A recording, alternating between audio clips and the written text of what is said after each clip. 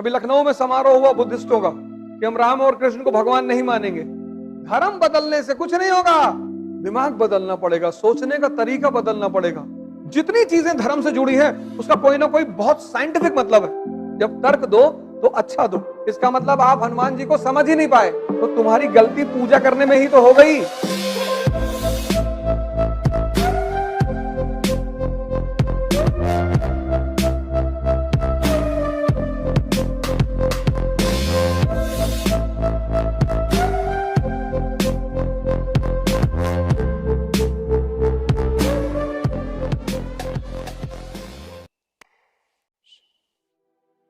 देखो यूपी में, बिहार में, इस वक्त लगभग पूरे भारत में जातिवाद, कास्टिज्म बहुत तेजी से बढ़ रहा है। अभी लखनऊ में समारोह हुआ बुद्धिस्टों का और 22 प्रतिज्ञा दिलाई गई कि हम राम और कृष्ण को भगवान नहीं मानेंगे, हम ब्रह्मा विष्णु महेश को भगवान नहीं। अच्छी बात है, वो सब कोई बुरी बात थोड़ी है, ये तो श्रद्धा की बात है। जबरदस्ती थोड़ी मनवाओगे किसी से, कोई बात नहीं, उनका मन नहीं है ना माने। क्यों? अच्छा, वो नहीं मानेंगे, उसके पीछे जो वो तर्क देते हैं वो बड़ा प्यारा देते हैं। कहते हैं हम सरस्वती की पूजा क्यों करें? सरस्वती ने कोई यूनिवर्सिटी खोली है?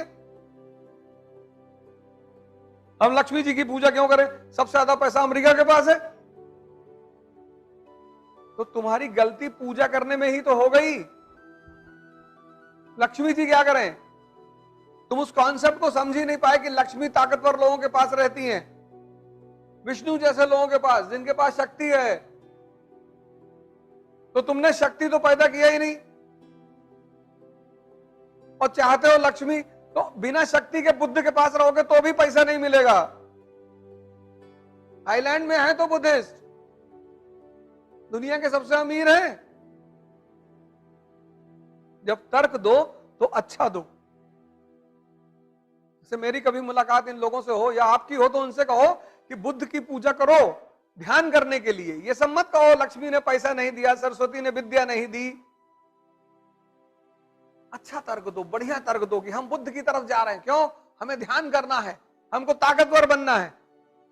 तो सुन के भी अच्छा लगे। मोदी जी सरस्वती की पूजा नहीं करते, लक्ष्मी की पूजा नहीं करते, प्रधानमंत्री हैं तो ध्यान करते हैं, योग करते हैं।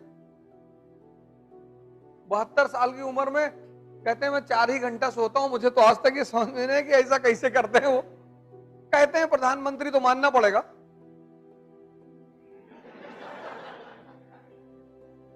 अभी मना कर दो तो ईडी उडी का छापा पड़ जाए। आज हमारे बड़े भाई बहन कह रहे हैं हम हिंदू धर्म में नहीं रहेंगे, हम बुद्धिस्ट होने जा रहे हैं। अच्छी बात है, आप स्वतंत्र भारत के नागरिक हैं, आप कुछ भी हो जाए। लेकिन श्रीलंका भी तो बुद्धिस्ट देश है। वहां कौन सब BMW और मर्सिडीज से चलते हैं? नहीं है।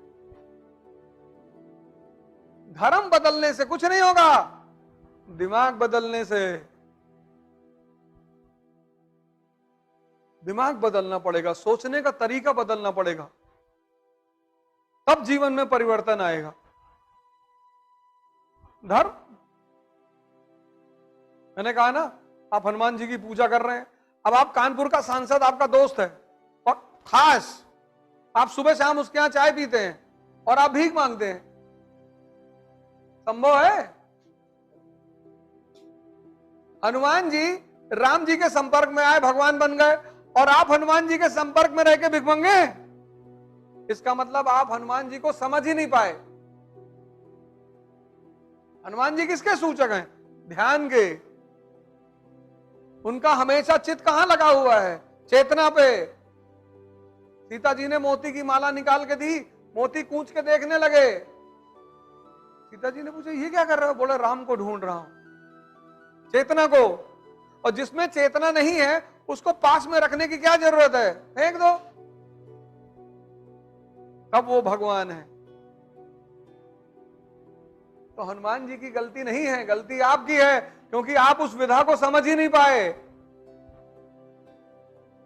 बुद्ध को अपनाने से कुछ नहीं होगा, ध्यान अपनाने से। सिद्धार्थ ने ध्यान किया, तपस्या की, ज्ञान दी, तब बुद्ध बने।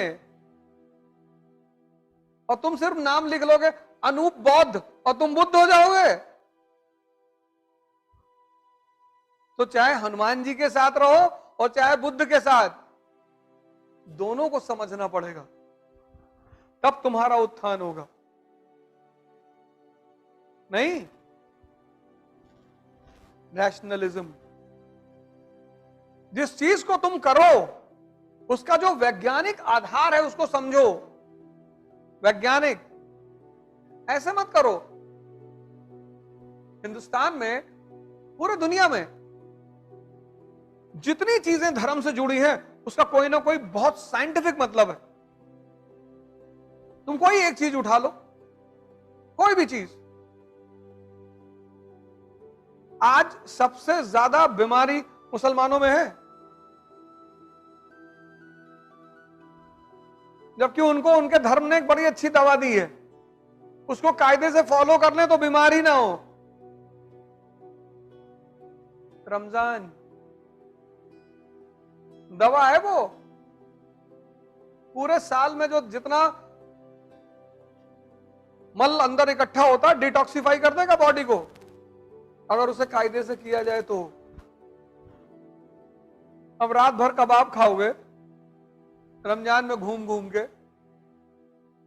फिर सुबह 4 बजे सहरी भी करोगे, फिर 8 घंटा सोओगे, फिर 6 बजे इतना खा लोगे। 12 घंटे की भूख, 12 घंटे की, न खाना न पानी न थूक, कुछ भी अंदर नहीं। जब 12 घंटे तुम भूखे रहते हो और शरीर एकदम जबरदस्त भूख की स्थिति में आती है, तो सबसे पहले तुम्हारे कमजोर सेलों को खाना शुरू करती है। इसीलिए सारे धर्मों में उपवास का सिद्धांत है। हिंदुओं में, ईसाइयों में, मुसलमानों में, सिखों में, सब में। हिंदुओं में है नहीं नवरात्र, एकादशी, महीने में 2 तो आती ही है। ये सब साइंटिफिक सिद्धांत है। नवरात्र में सुबह उठे 4 किलो आलू भूज लिए देसी घी में, कह रहे व्रत है भैया। अरे तो क्यों व्रत हो? हम अब की बार नवरात्र में, हम रहते हैं नवरात्र, बस्ती में एक साहब के यहाँ थे। नवरात्र जिस दिन शुरू हुआ उन्हीं के घर पे था मैं। कितना आलू? बोले देसी घी में है, और वो घिया देसी घी में, फिर साबूदाना की खिचड़ी। हमने कहा तब यार ऐसा करो, पार्टी कर लो बैठ के, जब इतना खाना ही है। धर्म, रैशनलिज्म, किसी चीज को साइंटिफिक एविडेंस के अनुसार जानना। एविडेंस, लॉजिक नहीं। Copernicus, Kepler, Galileo, Newton. Copernicus ने कहा heavenly bodies have motion, Kepler ने उसको दोहराया। सिद्ध किसने किया? गैलीलियो ने टेलीस्कोप से दिखाया। 7 PM पे सप्तऋषि मंडल पूरब में और 2 AM पे सप्तऋषि मंडल पश्चिम में। लोगों ने कहा इसकी वजह क्या है? न्यूटन ने जवाब दिया, law of gravitation. When you know the things on the basis of scientific evidence, उसको बोलते हैं rationalism. When you know the things on the basis of scientific evidence, logic नहीं, that is called as rationalism.